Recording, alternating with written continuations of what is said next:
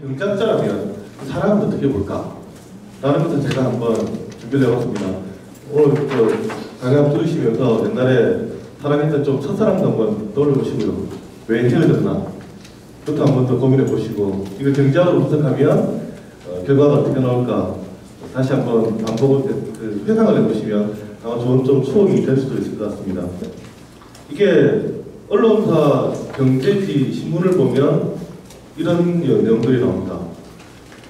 이거 그대로 기사인 걸 제가 하나 복사를 하는데, 그는 자본시장에서 선제적인 구조조정이 활발히 이루어지도록 기업 재무 안정, PF의 투자 대상 범위를 확대하고 워크아웃 관련 MPL 시장을 활성화해야 한다고 밝혔다.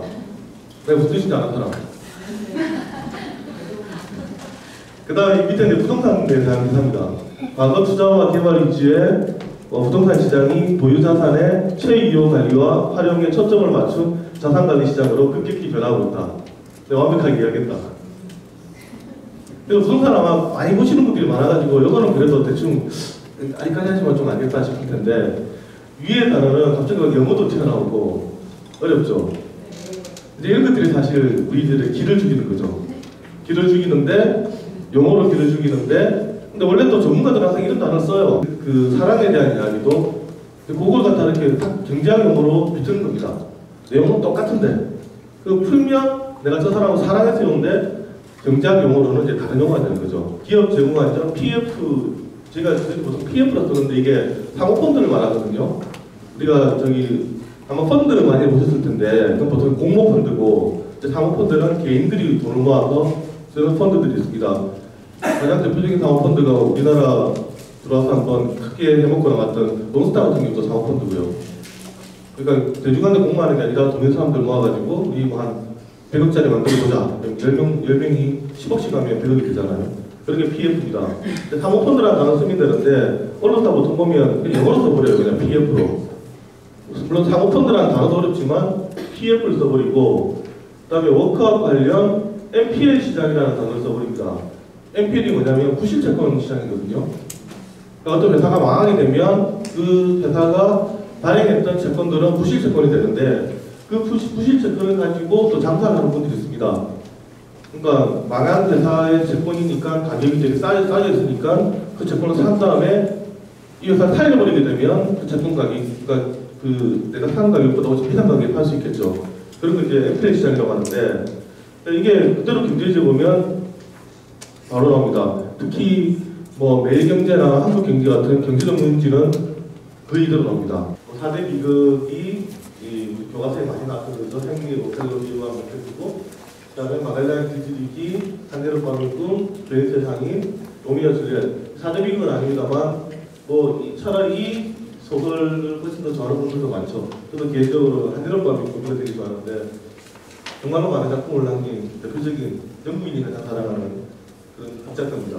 이 베로나가 배경된 영화가 있습니다. 레터스 투 줄리엣이라고 예전에 그런 영화가 있었는데, 그 영화 배경이 이 베로나입니다. 거기에 그 주인공 여자 배우가 가가지고 아르바이트를 하는데, 이 베로나에 있는 줄리엣의 집에 가면 사랑에 대한 편지를 남겨요. 특히 자신이 사랑에 어려움 겪고 있는 사람들이 어떻게 하면 우리 관계가 될 수 있을까요? 라고 글을 써가지고 벽에다 딱 붙여놓으면 그 자원봉사자들이 그걸 떼가지고 사연을 보고 답장을 해줍니다. 일일이. 그 영화가 레터스 투 줄리엣이라고 있습니다. 우리나라 영화나 이제 소설 이런 문학 중에서, 대중문화 중에서 저도 기억에 남았던 영화가 건축학 개론을 가져왔는데, 건축학 개론하고 로미오와 줄리엣은 둘 다 공통점이 첫사랑에 대한 이야기거든요. 이루어지지 않는 사실 첫사랑에 대한 이야기인데, 영화에 보면 주인공이 서연이죠. 어릴 때 서연이고 어른이 된 서연인데 20년 만에 어른이 된 서연이 나타나가지고, 야, 너 옛날에 우리 학교 다닐 때 내 집 지어준다고 했잖아. 그러면서 집 지어달라고 웃기죠. 건축학 개론이 그런 영화인데, 사실 이게 왜 우리는 첫사랑을 잊지 못할까? 이게 많은 분들이 둘째 사랑, 셋째 사랑, 넷째 사랑 기억을 못해도 아마 첫째 사랑들은 한 번씩 다 기억날 겁니다. 진짜 사랑, 첫사랑 어디 가서 지금 뭐 할까? 한 번씩. 어떤 분들은 한 번씩 검색도 해보고 하는 건데, 경제학자들은 이렇게 분석을 합니다. 그냥 차라리 해볼게요. 한계효용 체감의 법칙으로 이 첫사랑을 해석을 시도를 합니다. 여기서 또 단어 어렵죠. 이제 본격적으로 어려운 단어들이 나옵니다. 아마 이번 강의에서 처음으로 이렇게 어려운 단어가 나온 것 같은데, 이 경제학 책이라든가 보면 정말 많이 나오는 단어가 한계라는 뜻입니다. 한계. 그다음 효용도 빠지지 않는 단어고요. 한계, 효용, 체감의 법칙이라는 단어도 정말 많이 나오는데, 예를 들어 지난번에 어떠소 세금 기사에서 그때 문할보였나요? 그런 게 있었습니다. 가난한 사람들에게 그 분배를 하면 한계를 가난한 분들에게 그 사람들한테 복지로 돈을 많이 주면 한계 효용이 높아서 소비가 늘어난다 이런 표현을 쓰기도 했었습니다. 그럼 도대체 한계 효용이 뭐냐? 여기서 일단 제일 쉬운 단어 같은 효용이라는 단어겠죠. 효용. 그리고 효용 가치, 효용이 있다. 근데 경제학에서 말하는 효용은 가장 쉽게 말하면 만족감입니다. 만족감, 행복감. 그리고 효용이 있다면 내가 만족감이 크다. 단어가 어려워서 그렇지 효용이라는 단어가 가장 쉽게 설명하면 경제에서 효용 가치가 있다. 내가 만족할 수 있는 가치가 크다. 보면 되는 거고요. 그 다음에 체감의 법칙. 이거는 글자가 들어 점점 줄어든다는 거죠. 그 경제학의 대한 기본이 체증의 법칙이 있고 체감의 법칙이 있는데 체감의 법칙이 사실 가장 많이 쓰입니다. 뭐든지 하여튼 경제학을 연구하다 보면 처음에는 가치가 높은데 갈수록 떨어진다. 이게 과거에 이제 전체 경제학은 농촌 중심으로 이렇게 이루어졌는데 땅이 그렇잖아요. 땅이 처음에는 같은 땅에 똑같은 쌀이 나오는데 그 땅을 계속 읽으면 수확량이 떨어지죠. 처음에 사람들이 만날 때 이거는 첫 번째 이게 그 한계효용이죠. 한계효용. 그러니까 처음 만났을 때 10처럼 효용이 있었는데 두 번째 만나면 8이 됩니다. 세 번째 4, 2, 그 다음에 1로 가더니 나중에는 제로가 되더라. 그러니까 만날수록 느껴지는 효용을 그래프로 한번 해본 겁니다.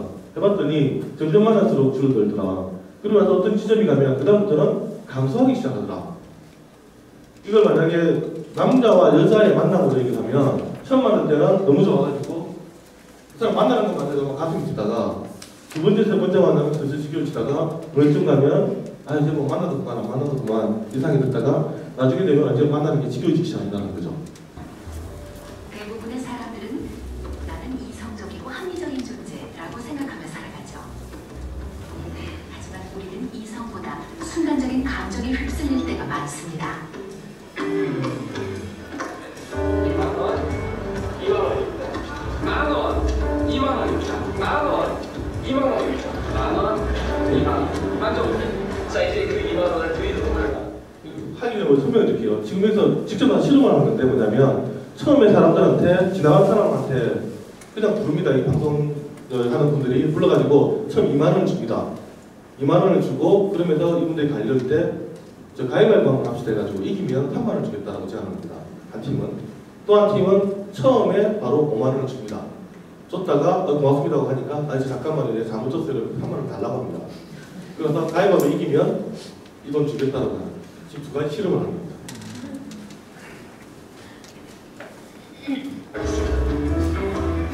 이거 처음 2만 원 줍니다. 길에서 만원짜리 지폐를 마구 뿌리고 있군요. 이러다간 제작비가 바닥나겠는데요. 그런데 여기서 한 가지 게임을 제안합니다. 자, 이 돈은 이제 드리는 거예요. 2만원입니다. 그냥 드리겠습니다. 하지만 이걸 가지고 5만원을 따실 수도 있습니다. 어떻게 하시겠습니까? 네, 빨간 홀, 검은 홀, 이길 확률이 반반인 룰렛 게임. 처음에 준 돈은 2만원. 게임에서 이기면 3만원을 더 따서 총 5만원을 벌 수 있는 거죠. 과연 도전할까요? 5만원, 2만원. 자, 이거로 만족하시겠어요? 네. 됐습니다. 안 하시겠어요? 이 게임에 도전하시겠습니까? 맞아요. 하시겠어요? 3만원 더 따실 수 있는데요? 안 하시겠어요? 운 좋게 공짜로 2만원을 받은 사람들. 게임을 해서 이기면 3만원을 더 벌 수 있는데도 대부분 도전하지 않습니다. 축하합니다. 네, 감사합니다. 축하합니다. 진짜 가져가도 되는 거예요? 그냥 가져가도 좋습니다. 네, 진짜 감사합니다. 너무 시시한가요? 그럼 이번엔 사람들이 게임에 도전하도록 해드리죠. 무엇이 다른지 잘 지켜보시기 바랍니다. 10,000원, 20,000원, 3,000원, 4,000원, 5,000원이 있습니다. 10,000원, 20,000원, 3,000원, 4,000원, 5,000원. 맞죠? 이번엔 처음부터 덥석 5만 원을 주는군요. 3,000원, 4,000원, 5,000원. 자, 근데 3,000원은 제게 돌려주십시오. 제가 3,000원은 가져가도록 하겠습니다. 3,000원은 5만 원 중 2만 원만 남기고 3만 원은 도로 뺏어오는군요. 네. 바로 이때 게임을 제한하는 겁니다. 알겠습니다. 이제 이 5,000원은 여러분들 겁니다. 근데 3,000원은 제게 돌려주세요. 이 3,000원까지 따시려면 저와 게임을 하나 하셔야 됩니다. 한쪽은 처음에 2만 원을, 한쪽은 5만 원을 줍니다. 하지만 5만 원을 줬다가 3만 원을 도로 뺏어가면 뺏긴 쪽은 뭔가 손해를 본 것 같은 착각을 하게 되죠. 이때 손해봤다고 느껴지는 3만 원을 되찾기 위해 게임에 도전하게 됩니다.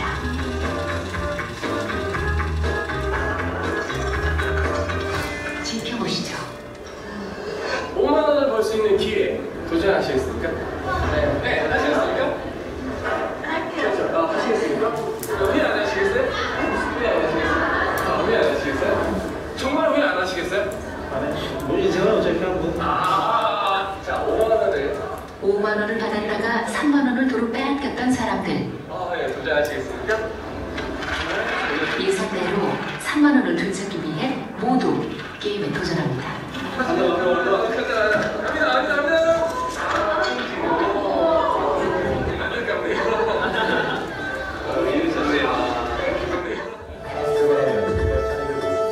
손해보았다는 생각 때문에 잃은 것을 되찾으려다 오히려 더 손해를 본 경험 없으신가요?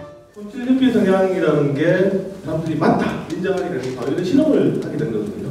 그러니까 실험을 했더니 만약에 저 중에 한 100명 중에 예를 들면 2만 원 줬다가 3만 원 더 줄게 이랬을 때 나 게임 안 할게 하는 사람이 한 80% 된다 이러면 우리는 그런 성향이 있더라고 다 인정하게 되는 거죠. 물론 100%는 아니죠. 어떤 사람 중에서 또 영장 사람도 있을 겁니다. 근데 바로 이런 심리들이 우리한테 있다는 거죠. 만약 경제학자라면 이제 그런 대안을 하는 거죠. 너 치사하게 마음이 변해가지고 살아. 근데 너 갈 때 같아. 이렇게 비난하는 게 아니라 그건 당연한 거기 때문에 오늘 우리 다 제껴놓고 여행을 가자. 다시 옛날로 생각해보니 가보자. 이런 식으로 한다는 게 경제학적인 대처라는 거죠. 그게 아니면 보통 우리 그런 얘기 많이 하잖아요. 연인끼리 마음이 갈 때 갔네 어쩌면서 막 그렇게 하는데 그건 정답이 아니라는 거죠. 그러니까 이런 경제학을 분석을 하는 이유가 어떤 이제 대안을 마련하기 위해서 아까 한계용을 인정하게 되면 다른 대안들이 나오는 거죠. 이런 기준을 얹어주에 따라서 가치 판단이 달라지는 현상인데 이 기준점의 또 사랑에서도 많이 작용이 된다는 거죠. 그러니까 내가 만약에 아까 말씀드린 파주에 살면 파주를 중심으로 이 사람의 재산 기준이라든가 직업이라든가 성격이라든가 다른 사람을 중심으로 보게 될 거고 만약에 내가 호남 사람이 호남 중심으로 서울 사람이 서울 그 다음에 영남 사람이 영남 중심으로 이렇게 얘기를 하게 된다는 거죠. 게리 뱅크라는 사람이 사실 제도 경제학의 대표적인 양반인데 인간 행동에 대한 경제적인 분석이라는 논문을 내서 노벨 경제학상을 받았습니다. 최근에 1990년 이후에는 행동 경제학 이런 것들이 제도 경제학, 정보 경제학 이런 것들이 보면 노벨상을 많이 받습니다. 그래서 결혼에 대한 정의도 경제학적으로 했습니다. 사람들이 선택 가능한 경제적 행동이다. 그건 맞는 말이죠, 그죠? 결혼을 옛날처럼 집안끼리 하는 건 아니니까 요즘은 다 자유결혼이고 그런 거니까 그러니까 정의를 이렇게 했습니다. 사람들이 선택 가능한 경제적 행동이다. 여러 가지 그러니까 개인을 경제학에서는 경제적 주체로 보니까 그 경제적 주체가 하는 선택 그 중에 하나가 결혼이다 보는 겁니다. 근데 이 결혼을 경제적 행동으로 보는 게 경제적인 분석입니다. 우리가 또 결혼을 왜 해냐면 저 사람 사랑하니까 좋아하니까 그래서 결혼하고 싶어. 뭐 이런 개념으로 결혼을 정의해야 되는데 개별 결혼이란 사람들이 선택을 해서 결정하는 경제적 행동 중에 하나라고 이렇게 사전적인 정의를 줍니다. 그래서 이 결혼을 하게 되면 결혼에 들어가는 이런 비용이 필요하고 또 하나는 내가 결혼을 함으로 인해서 포기하는 비용들이 생긴다. 특히 요즘 같은 경우에 직장 같은 여성분들 직장 같은 경우에 직장 승진을 많이 포기를 해야 되는. 근데 이게 그런 기회비용이 너무 크다 보니 결혼을 안 하는 거죠. 그러면 이제 배우자죠. 배우자는 어떻게 정해야 되나? 지금 철저히 돈으로 보는 거예요. 생각. 배우자, 내가 이 사람을 선택했다. 경제학에서는 여러 배우자 후보 중에서 생각량을 극대화 쓴 사람을 선택했다. 이 사람이 이쁘고 사랑스러워 결혼하는 게 아니라 이 사람을 결혼하면 생산량을 극대화 쓸 것 같으니까. 우리가 흔히 말할 때 만약에 남자는 이쁜 여자를 좋아한다. 그러면 이뻐서 좋아하는 게 아니라 이쁜 여자를 아무튼 내가 데리고 있으면 이 여자 때문에 누가 나를 잘 봐서 돈을 주든 아니면 이 여자 때문에 기분이 좋아서 더 열심히 일을 하든 아무튼 생산량이 늘릴 수 있는 사람이라는 거죠. 그 중에 나는 외모로 왔다. 이렇게 분석이 되는 거죠. 이 사람 너무 예뻐서 내가 사랑하는 게 아니야. 마음이 고와서 아니라는 거죠. 이 사람을 없어 만나면 우리가 그 가정의 생산량을 극대화할 수 있는 그런 사람이라서 나는 선택을 했다라고 경제학을 생각하는 겁니다. 비교이라는 것은 뭐냐면 우리가 그 무역의 원리인데 상대방이 있으면 항상 그러니까 센 게 있고 약한 게 있고 강한 게 있고 약한 게 있고 두 사람이 이제 비교가 되겠죠. 동점이 아닌 이상은 만약에 내가 요리를 잘하면 저 사람 청소를 잘하는 겁니다. 이런 게 있습니다. 이런 것을 우리가 절대우위라고 해요. 절대우위. 나는 쌀 농사를 잘 짓는데 저 사람은 자동차를 잘 만든다. 그러면 나는 쌀에 대한 절대우위가 있고 저 사람은 자동차에 대한 절대우위가 있다. 이 절대우위는 이해가 되는데 비교는 뭐냐면 내가 이 사람과 둘이 있을 때 내가 이 사람보다 두 개 다 잘해요. 두 개 다 잘하지만 나한테 와서 나는 이 두 개 중에서 또 조금 더 잘하는 게 있다는 거죠. 유현진 선수를 얘기한다면 선수가 야구 잘하죠. 야구 잘하는데 힘이 없습니다. 힘이 좋은데 야구도 잘하지만 예를 들면 볼링도 잘한다고 생각해도 볼링도 골프를 하죠. 골프를 잘합니다. 야구도 잘하고 골프를 잘합니다. 이게 등치가 좋으니까 이 유현진 선수 옆에 우리 일반인들이 가면 얘한테 이게 하나도 없어요. 야구도 못하고 골프도 절대 못 이깁니다. 힘이 좋으니까. 그런데 유현진 자기한테 물어보면 너는 공 던지는 걸 잘해? 골프를 잘해? 하면 자기는 공 던지는 걸 잘한다는 거죠. 상대적으로 자기는 공 던지는 걸 잘한다. 이게 바로 비교입니다. 그래서 비교의 규칙은 경제학으로는 맞지만 국제경제학으로 봤을 때는 약소국들한테는 대단히 안 좋다. 여기에 대해서 먼저 반박이 일어나는 게 바로 유치산업보호론입니다. 유치산업, 우리가 유치원 얘기할 때처럼 어린 산업이죠. 유치산업보호론인데 아마 70년대 사신 분들은 기억할 겁니다. 우리나라 한때 TV도 수입 안 되고 우리한테 밥솥도 수입을 안 했죠. 일본에 그때 무슨 밥솥이었나요? 네, 그 다음에 나오는 게, 그 다음에 보니까 카세트 이런 것도 수입 안 됐었는데 그건 유치산업보호론이거든요.